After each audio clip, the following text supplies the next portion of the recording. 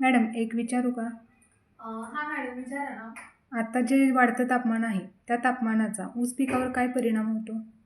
नक्कीच परिणाम होतो. कारण जसं तापमान वाढतंय तसे वेगवेगळे चॅलेंजेस आपल्या ऊस उत्पादक शेतकरी बांधवांच्या समोर येत आहेत. कारण आज तारीख आहे 9 मार्च आणि आजचं जे तापमान आहे ते 32° पासून ते 38 ते 40° पर्यंत पोहोचलेलं आहे.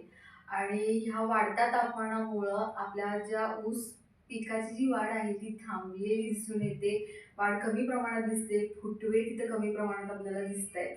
आणि जसं तापमान वाढतंय तसं वेगवेगळ्या अडचणी समोर येत आहेत. कारण त्या म्हणजे की ज्या वेळेला तापमान वाढतं त्यावेळेला आपली काय होते की जमीन जी आहे ती गरम होते, म्हणजे जमीनही तापते आणि जी पांढरी मुळी आहे ती कमी प्रमाणात तिथं वाढते, म्हणजे तिथं तिची वाढ खुंटते. कारण जे काही अन्नद्रव्यांचं अपटेक आहे जमिनीमधून ते पांढऱ्या मुळीमार्फत होतं पिकापर्यंत.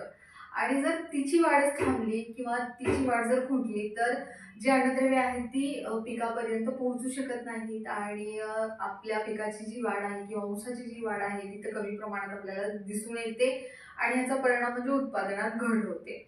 आता ह्याच्यावरती उपाययोजना काय करायची, तर सगळ्यात महत्त्वाचं म्हणजे की ऊस पिकामध्ये पाचटाचं आच्छादन करणं खूप गरजेचं आहे.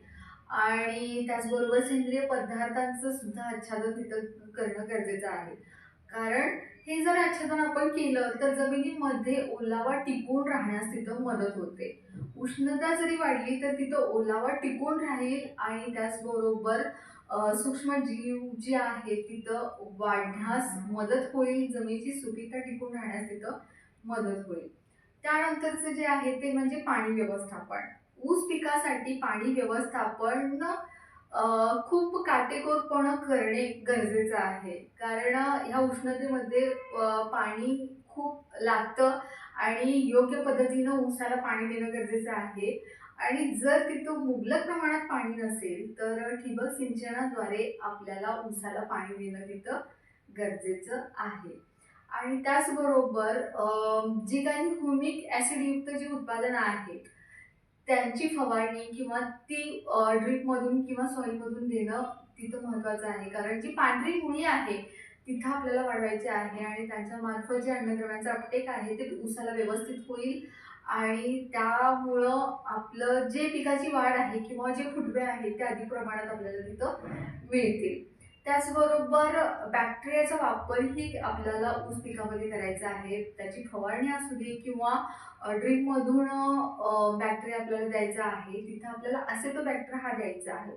तोच का द्यायचा? कारण असेटोबॅक्टर हा आपल्या पिकामधील शर्करेचं प्रमाण वाढवण्यासाठी मदत करतो. त्यामुळं हा बॅक्टेरिया जर तुम्ही जमिनीमधून दिलात किंवा ड्रिपमधून दिलात तर आपल्या पिकाची जी वाढ आहे ती तर चांगल्या पद्धतीनं होईल आणि जमिनीमध्ये सुद्धा सूक्ष्म जीव जे आहेत ते वाढले जातील आणि जमिनीची सुपीकता टिकवून ठेवण्यासाठी सुद्धा तिथं मदत होईल. आता त्यानंतर खत व्यवस्थापन. खत व्यवस्थापनामध्ये आपण मोघमपाणी खत वापरतो, पण तसं न करता माती परीक्षण करूनच आपण NPKचं जे काही खत व्यवस्थापन आहे तिथं केलं पाहिजे आणि त्या पद्धतीनंच खतं पिकाला दिली गेली पाहिजेत. त्याचबरोबर अति उष्णतेमुळं किंवा कमी पाण्यामुळं पिकावरती एक प्रकारचा ताण आलेला असतो आणि तो ताण कमी करण्यासाठी आपल्याला MOP 2% ची फवारणी आपल्याला पिकावरती घ्यायची आहे, जेणेकरून जो काही ताण आलेला आहे पिकावरती तो तिथं कमी करण्यास आपल्याला मदत मिळेल. आणि त्याचबरोबर जे काही नियोजन आहे ते तुम्ही स्टेप बाय स्टेप जर केलं ह्या उष्णतेच्या दिवसांमध्ये किंवा जसजसं टेम्परेचर वाढतंय त्या दिवसांमध्ये जर केलं तर नक्कीच त्याचा फायदा आपल्या ऊस उत्पादक शेतकरी बांधवांना होईल आणि ऊसाची वाढ चांगल्या पद्धतीनं होईल आणि त्याचबरोबर खर्च जो आहे तोही तिथं कमी प्रमाणात होईल आणि उत्पादनात नक्की वाढ होईल.